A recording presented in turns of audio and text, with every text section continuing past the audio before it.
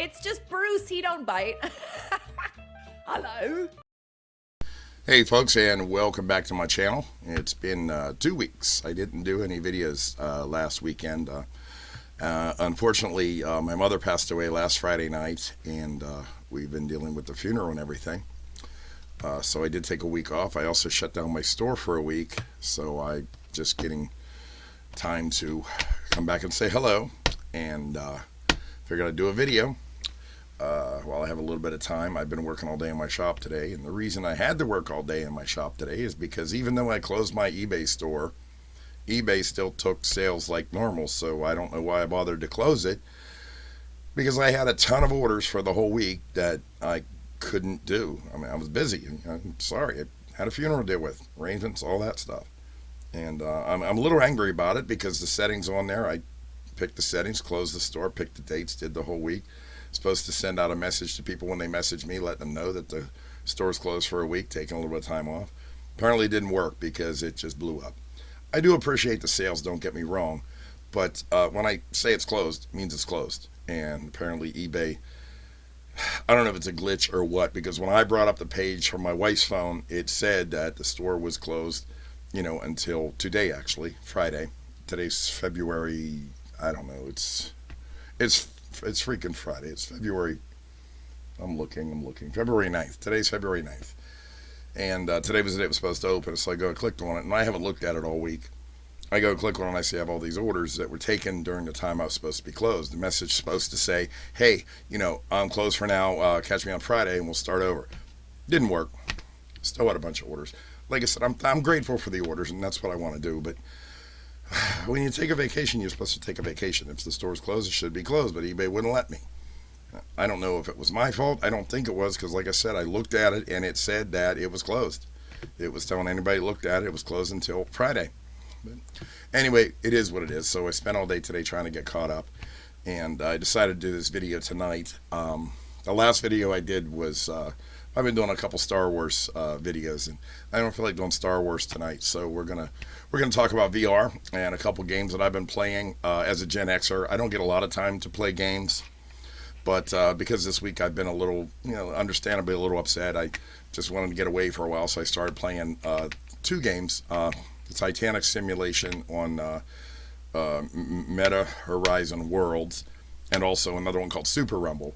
Now, Super Rumble's the one I really want to talk about. I might throw a little bit of footage of Titanic on here. I don't know yet. I just started the intro. But Super Rumble. Now, months back, I did a video about the Quake series of arena death matches. And that was a game back in the 90s. Quake 3 specifically is what I'm using. And you can do it in VR now, too, using SideQuest on my... I use a MetaQuest 2. And you can do it on the 3 too. I think you can still do it on the 1. I don't remember. But it was a real fun game back in the 90s. We used to get people together and just go in the arena and just shoot each other. Deathmatch. Last man standing wins. Or no, it's actually the most frags you can get. So I was playing that for a while too, and that's what I did that video about. But the clientele kind of started dropping. Not a lot of people want to play it. They want newer games. I get it. So I discovered Meta Horizon Worlds. And one of the worlds in there is called Super Rumble. And the best part about it is it's free. So it's free to play. All those worlds are free for the most part. And I started playing. I really, really liked it. So I'm going to show you a little bit of gameplay now. And then, well, we'll talk about it. All right, well, here we go.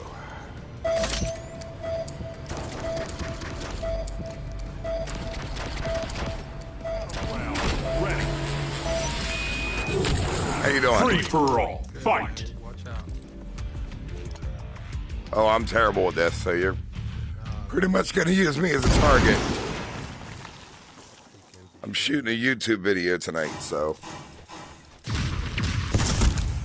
Enough fighting, no man, shoot. Huh? Yeah.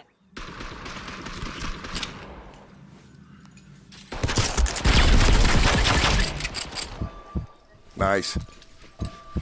Told you I ain't no good. That's alright. Enemy neutralized. Sweet vengeance. This is mine now. Sorry. That's alright. That's alright. You deserve it. You earned it.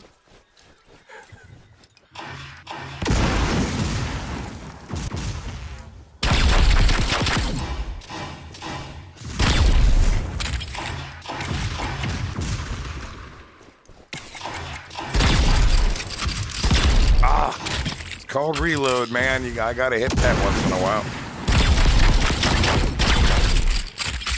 Okay. Alright. Enemy slain. Okay. You tied the lead.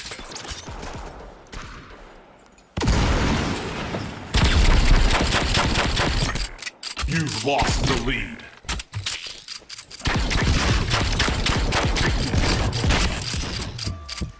Oh man, I'm gonna have to get up off my big fat guy chair and play for real.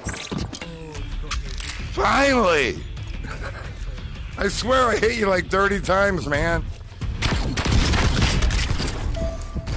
This guy shoots me twice and I'm dead.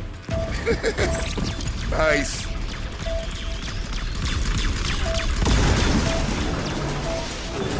Round over.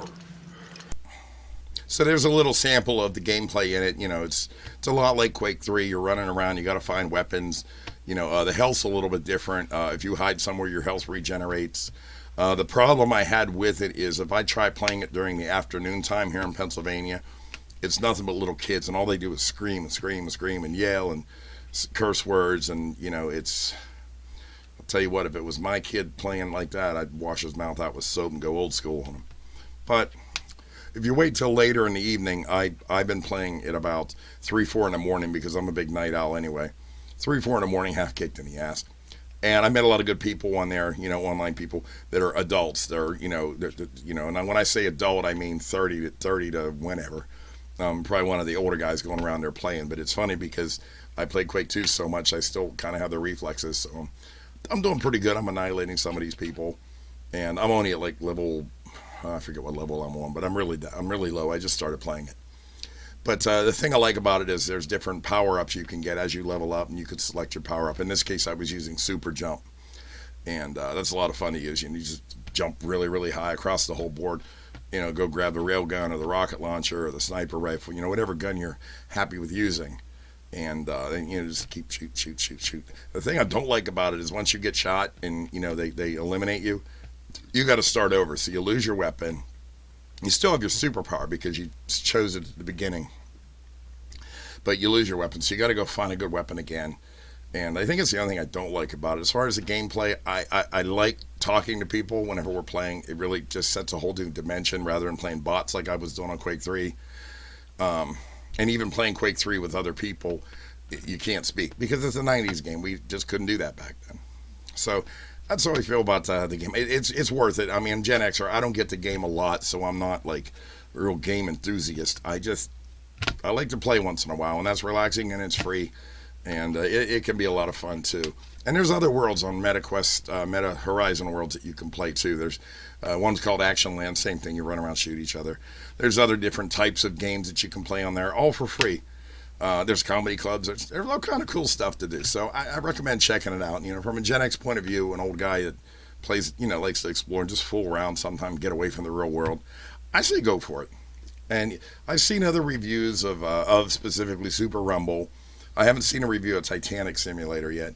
And, well, I don't know if I'm going to put... Yeah, you know what? Let's go ahead and just do a little bit about Titanic Simulator. I'm just going to put a little bit on there. This particular game, I was a little hyper, and I was just running around screaming at people. But the Titanic Simulator is a simulation of the Titanic actually when it hits the iceberg and it sinks, and the object of it is to survive. And there's a couple ways to survive. I think in this one I jumped in a lifeboat. A couple other ways. I'm not going to tell you. I'm not going to spoil it for you. Another thing you could do is look for the heart of the ocean in there. And they hide it different places all the time. You're the first one to find it, and you get that. You don't really get anything for it other than bragging rights, but it's something to do. The whole simulation takes about 20 minutes. Now, the real sinking of the Titanic took 2.5 hours. 2 hours and 40 minutes, actually. And I spoke of that in another video earlier, whenever I did who the biggest, baddest chef in the world is. If you like that kind of stuff, you should look that one up. I also found out that, and I said in the other video, I actually have a relative that survived the Titanic, and I spoke about that in that video too. But anyway, here's a little bit of footage of the Titanic video. They've done an update since this. The graphics are a lot better.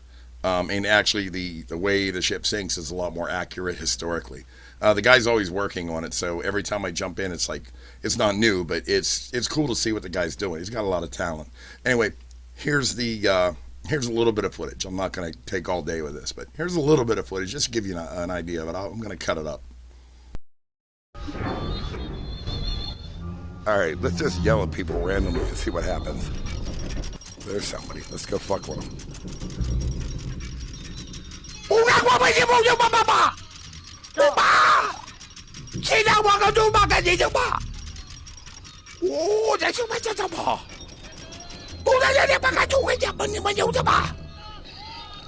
Hello? Can you hear me?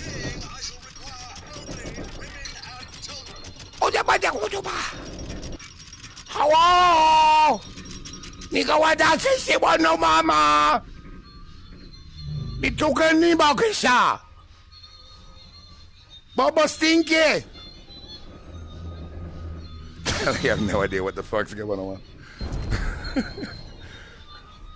They think I'm just some idiot. Oh, they're right. Ooh, let's go up. They're up there. Let's go up there and mess with them.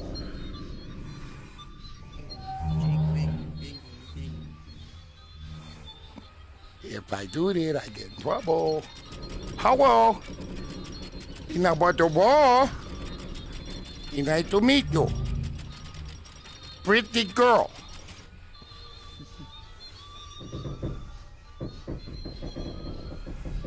Bye-bye.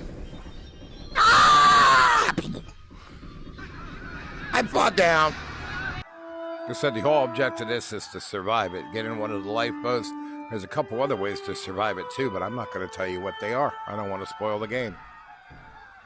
The first time I played the Titanic simulation, it was kind of surreal because I just went into it being serious. And it was, like I said, it was about 4 o'clock in the morning. There were a few other adults there.